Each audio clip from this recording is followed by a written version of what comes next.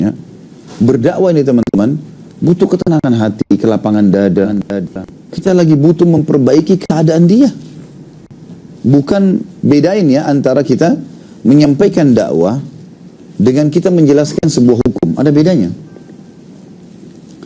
Kalau misalnya ada orang mau melakukan perbuatan dosa dan dia sudah semangat untuk itu. Misalnya ada orang mau berzina nih. Dia udah pakai baju bagus, dia sudah pakai minyak wangi, dia sudah sudah naik mobil, sudah siap mau pergi berzina. Pada saat ini yang dia butuhin adalah dakwah. Bukan dia butuhin penjelasan hukum.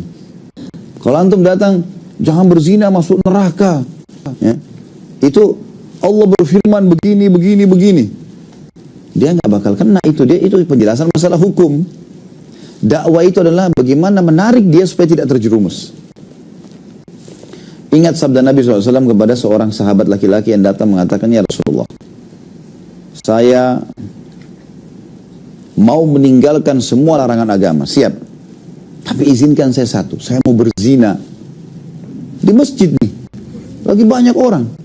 Suaranya jelas, besar, sampai diriwayatkan. Sampai sekarang teman-teman dengar riwayat ini, itu didengar oleh semua sahabat di masjid. Dia nggak tahu, dia bilang, ya Rasulullah, saya siap tinggalkan apa saja, tapi izinkan saya satu, saya mau berzina. Apa kata Nabi SAW? Nggak boleh, Allah berfirman, zina itu begini. Nggak. Kata Nabi SAW, kau mau nggak kalau ibumu dizinai? Tidak ya Rasulullah. Sekarang kalau seperti bahasa gini, ada orang masuk dalam rumah, ibumu didatangin, lalu dia berzina di rumah. Kau mau nggak? Tidak ya Rasulullah. Adikmu perempuan? Tidak ya Rasulullah. Istrimu? Tidak ya Rasulullah. Bagaimana kau ridho dengan orang lain? Nah ini dakwah beda. Kalau kita lagi hadir di kelas, ngajarin para mahasiswa, teman-teman yang siap nulis dalil, hukum, penjelasan hukum, supaya tahu hukumnya, itu lain. Allah berfirman, Rasulullah bersabda, beda. Kita harus bisa itu. Ya. Jangan sampai salah faham ini teman-teman sekalian. Pernah ada masyarakat Taif, kota Taif. Mereka ini kan setelah penaklukan kota Mekah, sempat diserang oleh Nabi SAW. Tapi kuasa Allah belum dikasih izin Nabi SAW untuk berperang, untuk menang pada saat itu. Sampai kata Nabi SAW, pulanglah. Karena Allah tidak mengizinkan kita membuka kota Taif. Pada saat itu teman-teman sekalian, waktu Nabi SAW pulang, pasukan pulang, tentu di kisah panjang. Tapi yang jelas waktu Nabi SAW balik, dan ini sudah saya jelaskan di kajian Sirah Nabawi. Waktu Nabi SAW balik ke Madinah, rupanya utusan Taif datang. Mereka bilang, ini kalau kita nggak masuk Islam, percuma kita nggak bisa keluar dari benteng, muslimin memata-matai kita segala macam. Gitu. Baik, pergilah ke Muhammad. Datang utusan tokoh-tokohnya. Hai Muhammad, kami mau masuk Islam. Tapi, izinkan kami riba.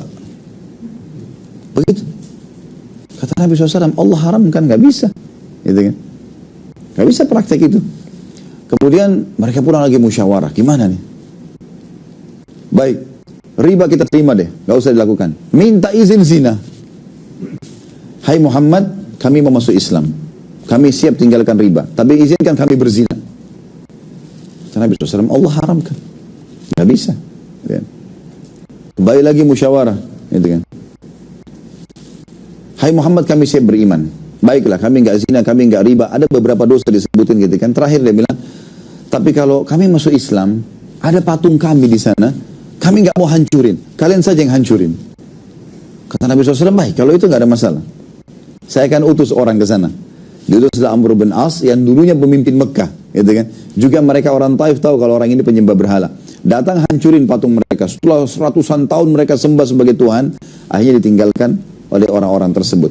Tapi saksi bahasan sini bagaimana Nabi SAW memperbaiki keadaan mereka dengan menjelaskan kapan dibutuhkan jawaban yang tepat untuk dakwah, kapan dibutuhkan jawaban tepat untuk penjelasan hukum. Ya. Jadi di sini teman-teman sekalian kita harus tahu, ya.